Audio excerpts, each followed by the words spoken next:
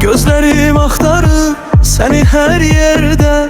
Düşmüşem eşkinle çaresiz derde. Bir güneş kimidir o gül cemalın.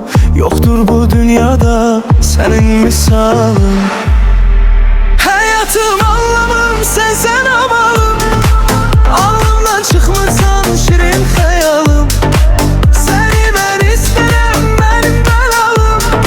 Sevirem söylerem nazlı maralım.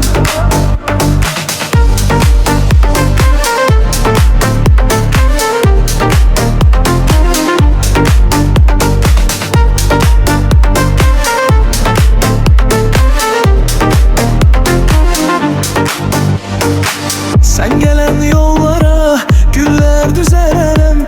Senin için dağları çölü gezerem. Tek senin adındır dilde ezberim. Sen ilk baharım, nulurum seherim. Hayatım anlamım sensen amalım. Alnımdan çıkmırsan şirin hayalım. Seni ben isterim benim belalım. Sevirem söylerem nazlı maralım. Bu sevgin ağıldır sonu bitmeyen. Gönlümden bir anda olsa gitmeyen. Tutup elleri